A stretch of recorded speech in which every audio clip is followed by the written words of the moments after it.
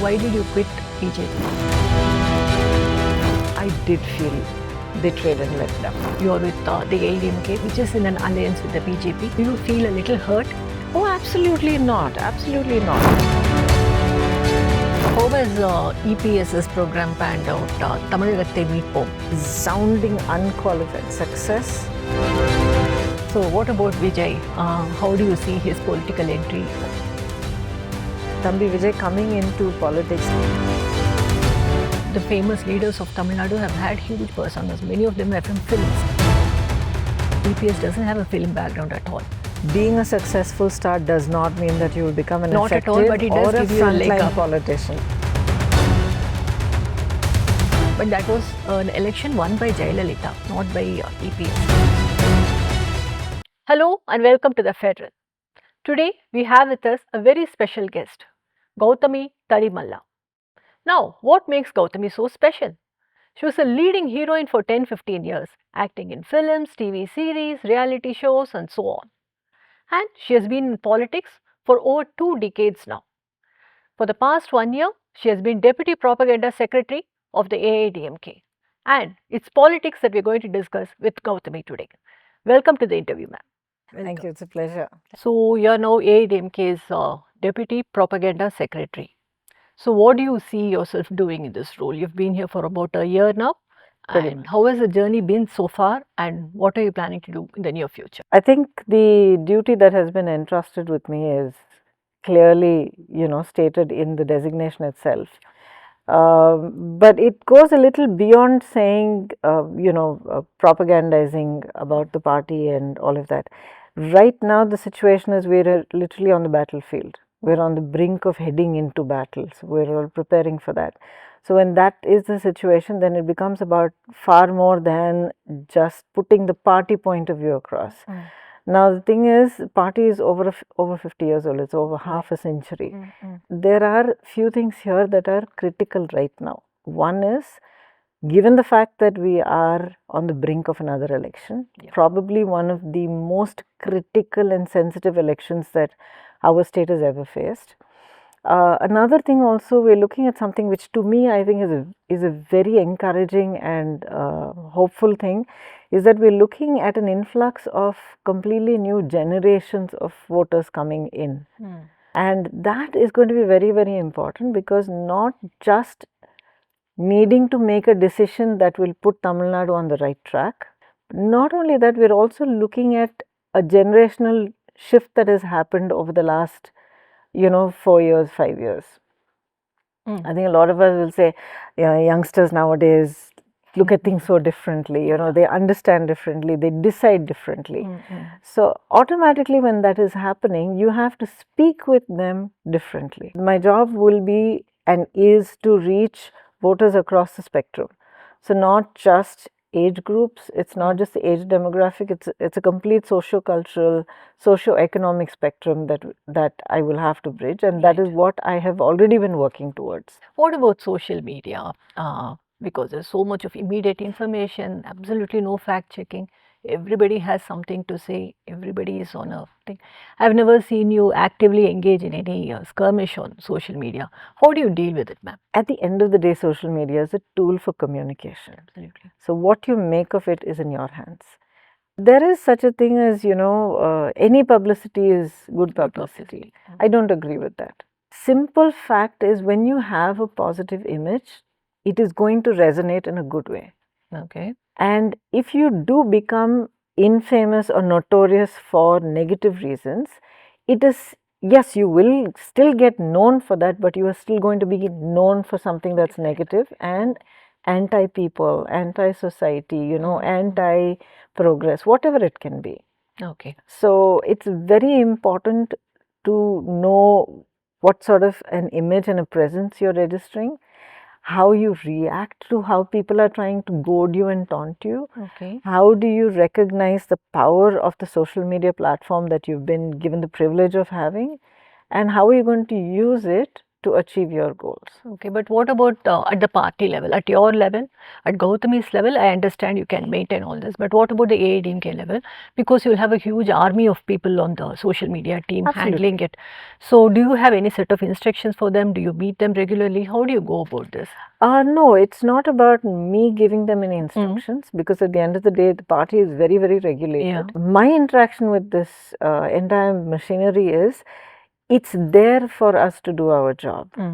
You know, when we go out as people who speak about the party, whether it's propaganda or putting the voice of the party or the point of view across, all of these departments are there, social media, IT, and all of them are there to take that forward and to spread it among the people. Yeah, okay. And outside of social media, how do you go about your propaganda thing? I mean, do you have weekly interactions? What do you ask them to give as message to the people? How has my it been focus panning is out? always, even before I came into active politics, my focus has always been about meeting people one on one. My entire career has taught me right from the beginning, right from the first time, you know, my first film released. I've understood, and every time at every stage it's been driven home that this is about people. It's not about audiences. It's about each individual that makes up an audience. So I've always seen people, I've always seen individuals, I've seen families, I've seen teams, I've seen, you know, so it's always been about that. So when it's not communicating on social media, I love meeting people face to face. So I make it a point, most of the time I'm out there. As a matter of fact, I prefer traveling by road wherever I go, not even flying, because that gives me that much of exposure. When I drive through villages and I go through the countryside, I know what my land is, I know what my people are, I know how they're living, I know what the problems are. Talking about meeting people, how has EPS's program panned out? Tamilagatte Meet Pom. First of all, I think the fact that it is a resounding, unqualified success is a fact. Okay. Has been proven. It's not a flash in the pan. It's not, you know, a few meetings that did well or had huge masses of people. Each and every meeting, and he is doing this consistently with several meetings a day. Okay. In every location, the masses of people that are turning out to listen to him, to engage with what he's saying, to contribute to the conversation, and then once that meeting is over, the conversation continues. Okay. So those communities everywhere, wherever he's spoken, are being energized. Okay. And they're being energized in a positive manner, because what he talks about is, this is the reality here, in your place, your town, your communities, your lives.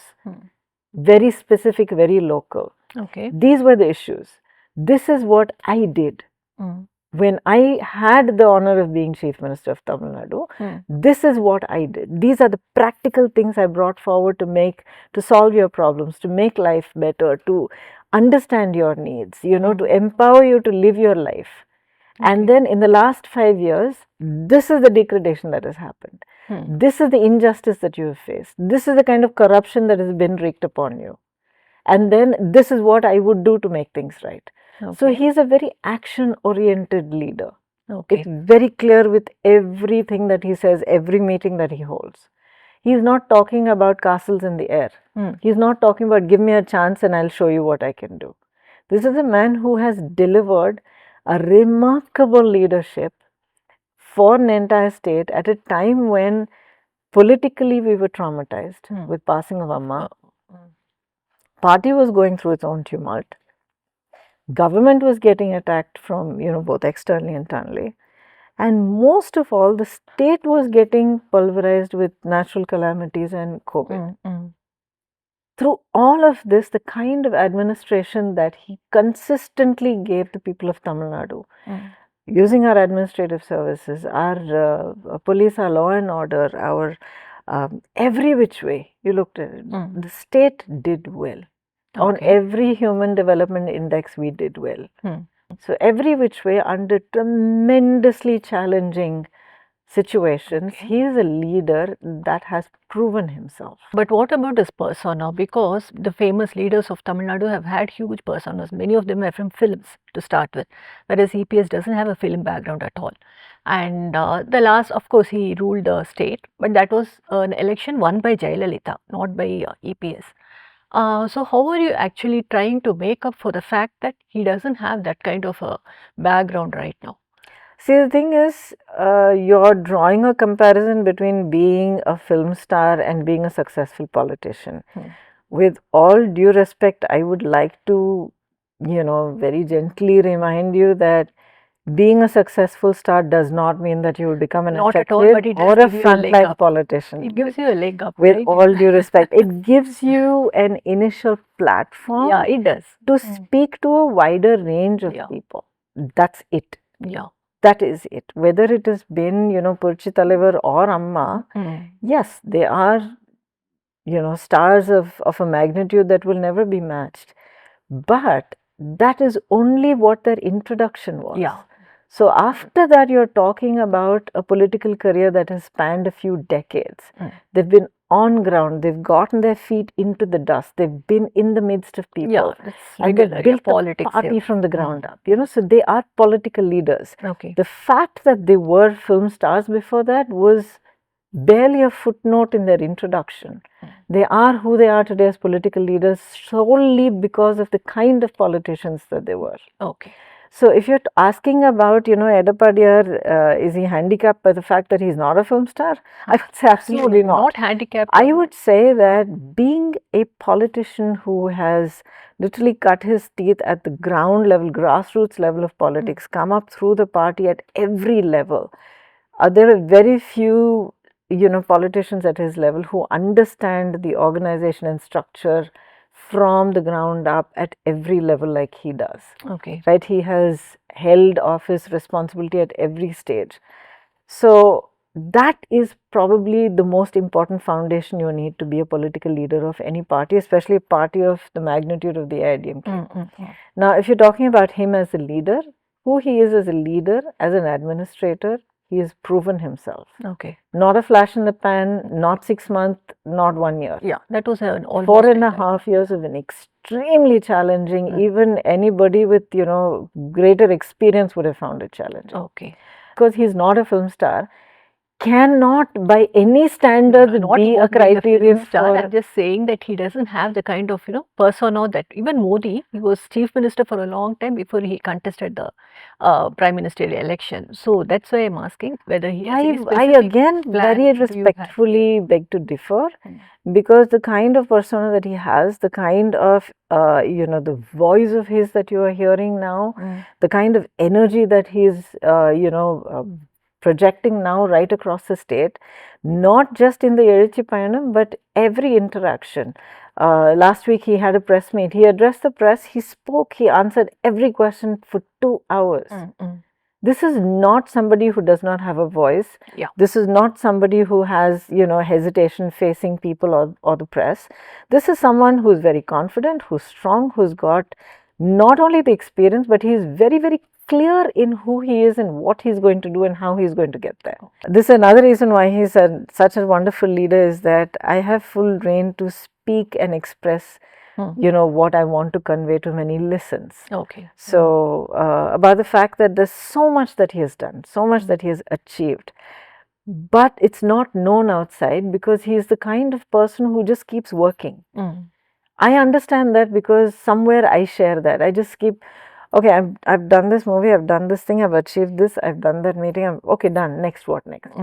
So, but then when I keep telling him, I said, Anna, so many things that you have done, I am finding out now, so people need to know even more than I do. So now that that's being done, he's coming out, speaking, people are talking, the party machinery is stepping up into that sort of thing. So which again shows me that he's listening to different voices. And what about the larger NDA coalition? Because it seems to be kind of imploding, every day there's some bickering somewhere. Within AIADMK there are so many, rebels, and TTV has quit NDA now. And even at the cadre level, I think within AIADMK, ADMK cadre against BJP cadre. There's so much of implosion happening. How do you all plan to patch things up and fight as a united force in the election? So first of all, the word that you've used, imploding, I would say that that does not apply here. There's nothing imploding at all. Okay. The party is strong. It's very firm. It's very clear in, we are very clear in our leadership in terms of what our mandate is and what we need to do to get there in terms of ousting the DMK and forming the next government in Tamil Nadu and installing Edappadi as CM so that we can actually be led out of this mess. And with regards to a lot of other talk about party, there's so much of talk about the party being split. Tell me where the party has been split. Maybe the fact that OPS senior That's leader. not a party split, is one individual who has gone away. Yeah, TVK, how is the party split? Party is not split. No, again, that is what I would like to underline here. You know, now that we're talking about this with you in the media, TTV and AMK, AMMK it's something that happened way before all of this. Yeah. The conditions and the situation that he was, you know, set apart from the party is something that's well known. I don't want to go into that now, but I would like to say that he has been separate from the party for a very long time now. Okay. So that has nothing to do with what is happening. Okay, let's drop TTV. Right, and even now when you're talking about, you know, OPS Avargal being out of the party, that again has its own, it's been very, very openly documented. It's part of everybody's knowledge. And again, that is nothing to do with the party splitting. Party is very, very whole, united, complete. Our Chief Minister, Mr. Stalin, has one of his favorite things is to go on about talking about other parties, other decisions, other coalitions, everything other than his own. They also tout themselves as having a very strong coalition. Yeah, they do. Now, in that statement itself, there are a few things. Let's look at it logically. They say that they're so strong. They're in such a empowered position. Who are they really? They are a rainbow coalition of over 10 significant parties. Yeah. Take away the partners, who are they? How do they stand? Like on our own, standing alone, last election, AIADMK under Edappadi has proven what our dedicated vote base is. The DMK does not have that. And now the so-called, you know, impenetrable coalition that they boast of having or they claim to have, the Indian Congress, as well as Mr. Tirumavalan, all of these other parties, every one of them, through not just their actions, their words, their demands recently, it's very, very clear that that coalition is anything but firm. And it is going. There's never been the kind of, you know, public discussion about the DMK's coalition as there has been about the ADMK's coalition. Who has had the discussion? Generally, when we come across, you know. No, it's a DMK generated gossip. Kisi, nothing but that. And there is really nothing, you know, that sensational here or anything, because DMK thrives on creating a fire in different places so that people will not look at the fact that their own house is already in ashes. Okay, and what about AIADMK's chemistry with BJP? Because it's a very freshly patched up alliance, and BJP has vastly different views from AIADMK on certain things like NEET, 3-language formula, so many things we can come up with, role of governor. So, ideologically, how are you going to gel AIADMK with BJP? See, I don't think these are going to be any sort of major, you know, to break the kind of conversation or any kind of great stumbling block. One thing is, Edappadi has always been very clear right from the beginning that this is a coalition that is coming together with a single goal of throwing out the DMK government. Very, very clear. Okay. If ideologically everybody is on the same page, come and join the party, be one party. Yeah, so it's a question of respecting your differences, uniting for a larger good, and speaking with one voice for that. And with that in mind, I don't see there's any great discrepancies or any great variations or conflicts in this. Now, the entire NEET exam, the way it came into being, how it was put into effect, and what the stand of Tamil Nadu has been, Amma's stand has been, everything has been very clear right from the beginning. DMK came to power with one mega whopper of a lie, right? Saying, if you elect us, the first thing that we're going to do is we're going to abolish NEET. I know what the secret for abolishing NEET is, so just vote me into power and my first signature is going to be abolishing NEET. This is such a huge whopper outright lie right from the time that they were saying it, because everybody knows of any knowledge, credibility and experience and expertise, knows that it's not a question of someone signs on a paper and the NEET exam is abolished. It cannot be done. Right? So, this is something that was recognized by Edappadi as CM. He looked at the situation, he knew that the NEET is a reality, and he looked around him, saw that hundreds, thousands of little kids who had a dream to become a doctor, disenfranchised or, did not have the advantages that so many others had. And he just set about finding a solution to that. And he introduced the 7.5% reservation for children of government government schools. And the number of children in 1 year went from 3 to 435 who passed NEET and got admitted into medical colleges and who are today doctors. And that has year on year and year climbed till now. I think the last figures were 625 or something like that per year. So, you have thousands of kids. Nobody asked him. Nobody did any dharnas. Nobody did signature campaigns. Nobody gave press meets and, made demands and declarations and all of that. No agitations. This was a leader who was in that position of authority. He had the power to do something constructive, to make his people's lives better, to make sure his children would have a chance at realizing their dreams. And he just did it. Supposing you manage to overthrow the DMK government next year and you form the coalition government. No question of suppose. It will happen. If an AIADMK BJP coalition government is formed, what happens to things like, say, NEP, New Education Policy, where again, I think we're talking about difference. We're talking about if. I will definitely say when an AIADMK-led government is installed, and when that happens, the leadership of the government that will be installed is very, very clear. There's going to be no dichotomy over there. There's not going to be any kind of conflict or issues.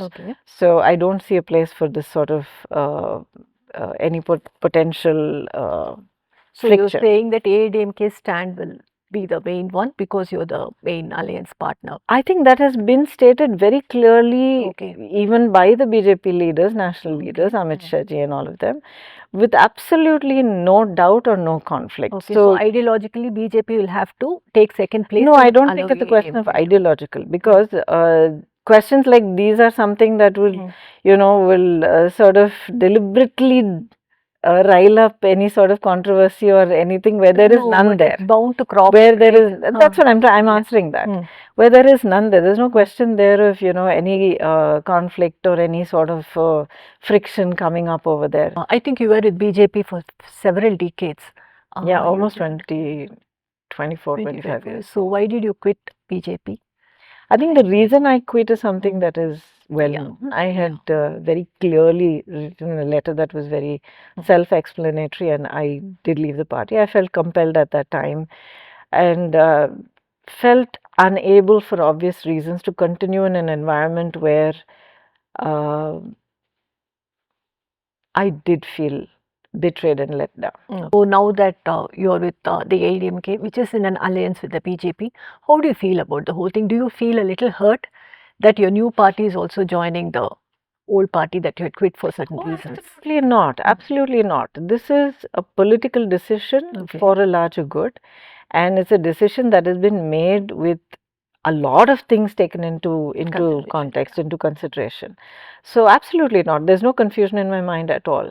And I want to make it very clear that I have no complaint against the BJP, especially on a national level. This is something that a group of individuals who happen to be together in one party in the state have done. Okay. So there is no confusion in my mind about that. Am I hurt by what they had done? Yes, I am. Okay. Has that gone away? No, it's not gone away. Okay. But is that going to prevent me from working together with the BJP to achieve a larger good and larger goal? Absolutely not. My party leader has taken the decision to enter into a coalition keeping that larger good in mind, and I support that 100%, and I will work. Okay. So when you campaign for the AIADMK, you will be campaigning for the BJP also with an open mind. You will talk about. I will campaign for AIADMK and I will campaign for the AIADMK's coalition partner. Coalition partner. Okay, so you are open to it. What? How do you? It's not a question of open. Again, I'm saying that is my duty and I will do it. I will do it wholeheartedly. Sure.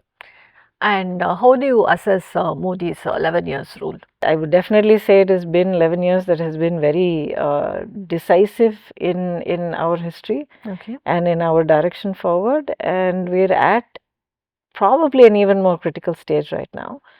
So let us see going forward where the rest of the term takes us. What about Vijay? How do you see his political entry? How do you see TVK fighting this election?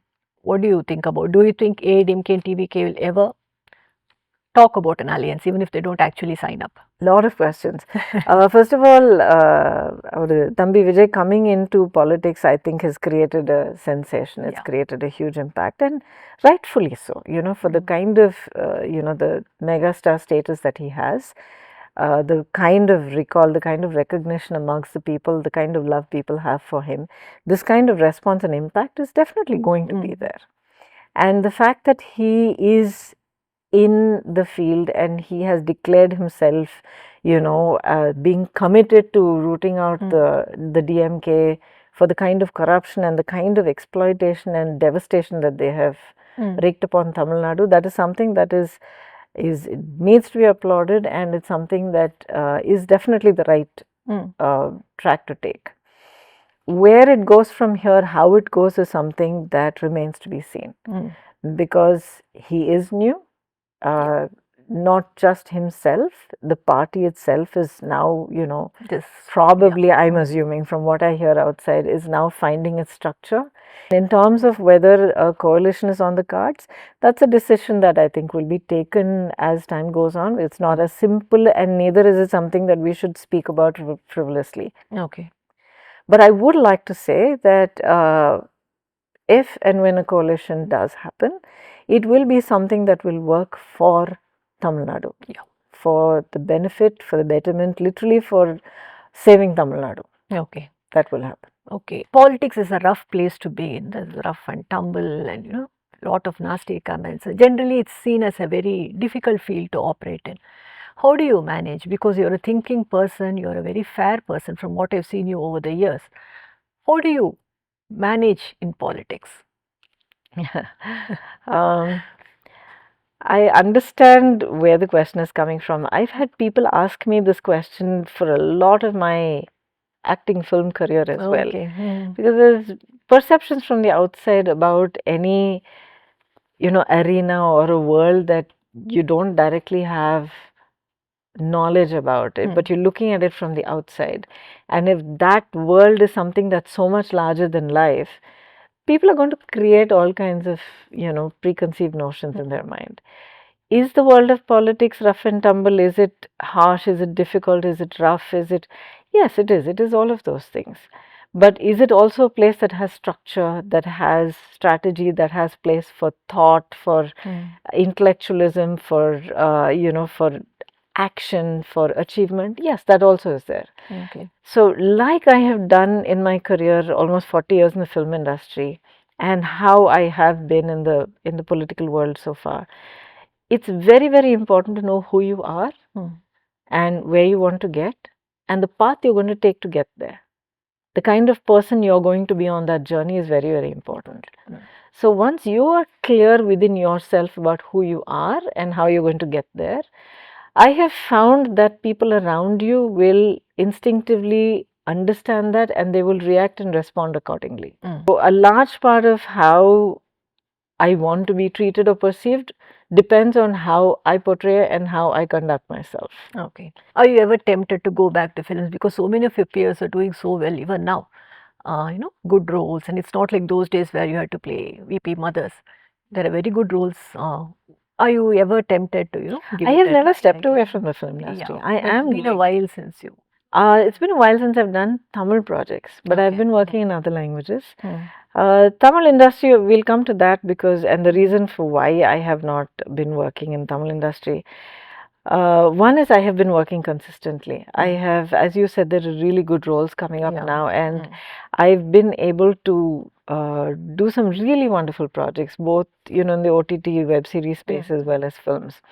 And it's been lovely for me to work, at this stage of my life, Yeah. without not just so many of the pressures that were there before, but also the kind of life experience that one has at this age. And I stand on set, and I realize I have 35, 40 years of experience behind me, and that empowers you in so many ways on the set. Okay. The reason why I have not been doing Tamil films, I think anyone who understands the scenario right now in the film industry understands it very well. The entire industry is in the grip of the DMK family. There are, right from several production companies that are, either producing or buying up films under production, who are contracting with stars and actors to be bound to them for a certain number of productions, right through to the distribution networks, again, which are under their control, the theaters which are under their control. Okay. So when I have, whether it is the BJP or the AIADMK, I've been diametrically opposite from them politically, ideologically, all of that.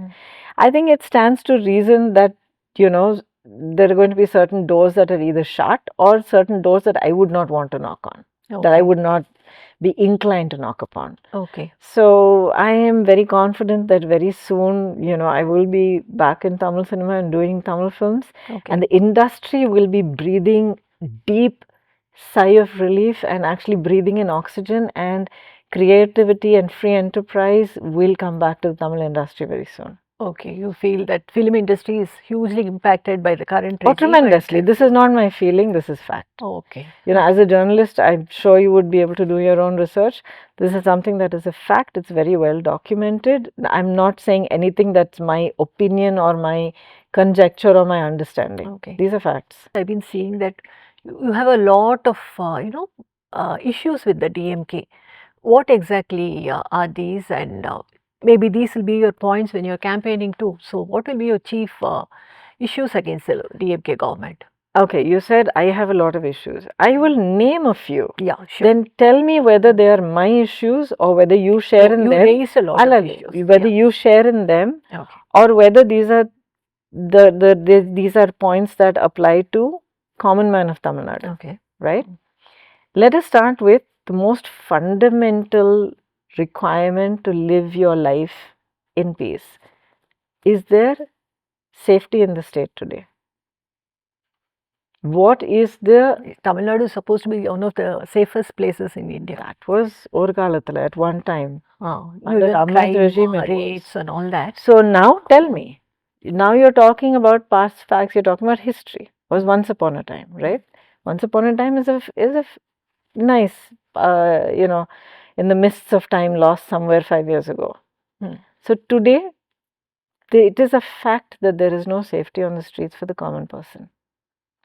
Not just violence against women, violence against children, violence against those who are weaker, violence against the aged.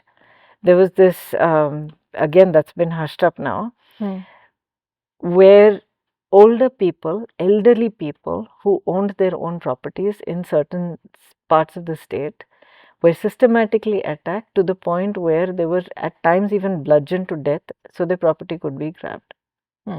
Right? Right down to sexual crimes against aged elderly women, even women in the 80s, right from children. There is no safety. Today, there's no safety. There's no guarantee that you send your children out, they're going to come back safe. There's no guarantee that your daughter goes to college or to work and she comes back safe. Okay, but these are basically allegations. Really? And these happen every Really? No, I'm not trying to justify. No. And you would really say this an Pollachi allegation? rape case happened during No, ADMK please, regime. no. Please, let's come back what you said. Yeah. So, what did I say that was an allegation? No, I'm saying Months-old baby getting sexually that's not an allegation. assaulted, and 83-year-old grandmother being sexually I'm just assaulted. saying that crime. No, please, no. Yeah, that is what I would like to hear from you. If you, being in this position, right, of so much responsibility and power, as a media person, anchor who's leading multiple conversations like we're having, if you are going to sit in front of your camera that gives you so much power to reach the people, and you say that these are allegations, where people, no, I'm saying the government's involvement and is an allegation. Oh, please. Yeah, that's what. Then whose responsibility is it then? It's a responsibility to Whose responsibility is it? it? The responsibility to police. Then? That happens. But then Pollachi rape case happened during. Let us talk about this. Pollachi rape case happened. Where Anna University rape case also happened. Hang on. You must give me a chance to talk. Sure, absolutely. So Pollachi rape case, what happened after that? When that broke, when that came out, what happened? What did the Chief Minister do? The case was taken up, it was tried. What did he do? When did he do? What was required for it to be done? How soon did he take effect? When did he move it out to a neutral investigating agency so that there would be absolutely no impact or no even an idea of an influence of the local government? Tell me the timeline of that. How did that happen? Who did that? No, there was talk of an AIADMK functionary also being part of the thing. That's what I'm saying. It does not. That's what AIADMK getting away with it. No. That's what I'm saying. Because there should not be any allegation of all of that. The CM, Edappadi, he was the one that gave it to an external agency for investigation. Precisely because he did not want any of this kind of either impact or speculation coming in. To crop up later. Right? So, is that not somebody who's over and above being a political or a party leader? Is that not the act of someone who's a responsible leader of the people? Who's a custodian of the people's safety and welfare? Okay. Right? So, in contrast, tell me, you're talking about the Anna University thing. What happened? Anna University, he was convicted again. He was tried and but what happened? What did it take for it to get to that point? And how many loopholes are left in that? What are the lacunae in that? You're just talking about one issue. Now, I'm talking about the multiples like this that have been reported, that have not been reported, that have been reported and that have been suppressed. Okay. And the ultimate responsibility for anything that happens in any relation to governance of a state rests with the government, and as the head of that government who takes not only the lead but the decision and the direction for everything that happens in the state rests with the Chief Minister. Okay. Next, let's get to another thing. What about cost of living? Let's talk about electricity bills. Are you comfortable with your electricity bill? Yeah, electricity. Are you paying the same thing that you were paying 5 years ago? But other things, it's all exponentially GST, their common rates and all that, right? Let's talk about this. See, if we are privileged, I am not privileged enough to say I have no problem paying my hugely inflated. I don't. I'm a single woman. Whatever I have, however I lead my life, how many of the people's salaries I pay or how many families I take care of, it's out of my own earning, right? So my bill has exploded almost 5 to 10 times. Okay. I know. So when I'm feeling it and somebody who's a part of my staff comes and says, Amma, pona maasam 500 rupees katnuma, indha maasam 1200 rupees vandusma, engamma poradhu. Okay. So these are people you're talking about, families for whom it is a horrible squeeze. So are you telling me that this is something that the government has no responsibility for? No, electricity is certainly the state government. Yeah, everything. Taxes have gone up. Taxes have gone up. Property taxes have gone up. Other taxes. You name it, it's gone up. There is no way you can even sit in any chair anywhere and say people are comfortable financially. Okay. And diametrically opposite to that, there has been no instance of any salary growth. Job creation has been at an all-time low, if not even a negative percentage. We can look into the facts and get that from the economists. Levels of unemployment among educated youth are sky high. which in But turn brings that that a national issue, ma'am? we are talking Tamil Nadu, this is, you're talking about Tamil Nadu. Why do you bring national into it? No, not No, no, I'm national. talking, no, no, We are part no. of a nation where No, this is low right a now. state topic. This has been a promise made as part of the election manifesto by this ruling dispensation when they came and asked for people's votes.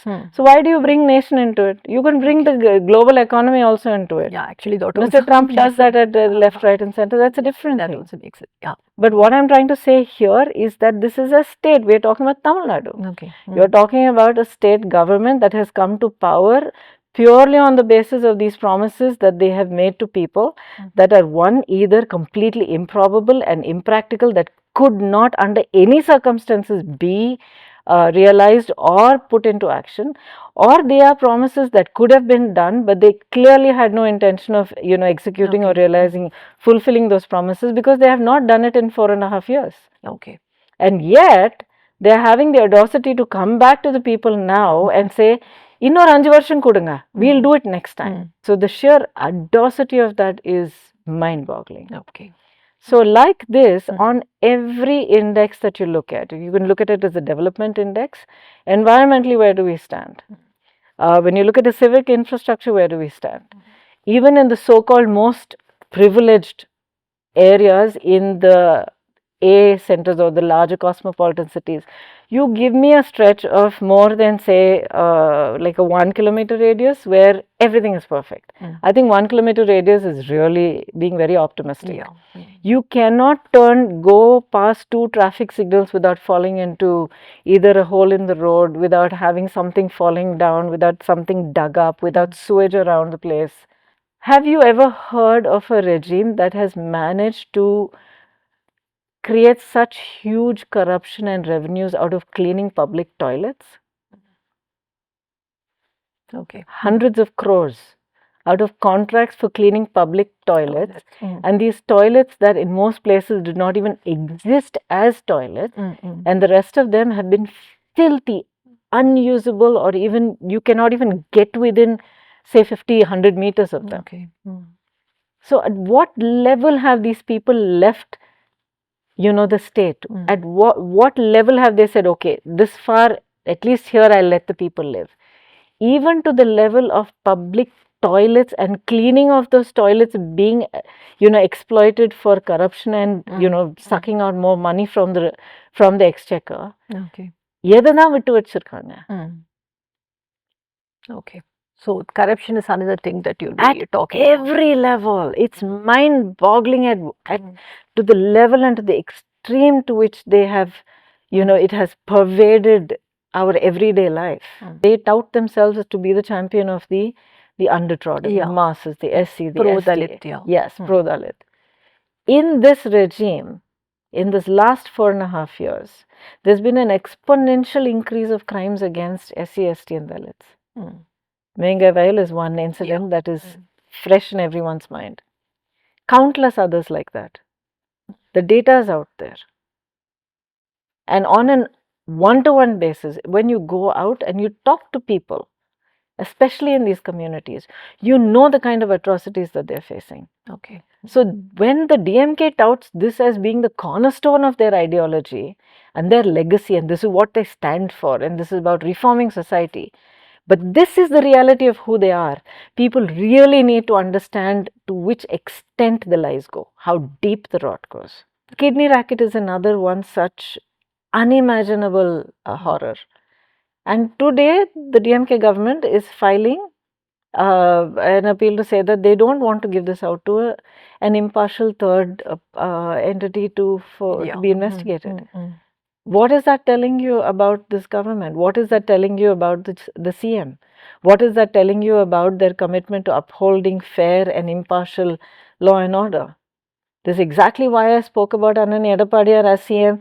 Immediately, he was the one that gave the investigation to the CBI. The Polachi case. And here, they are going to court to resist that.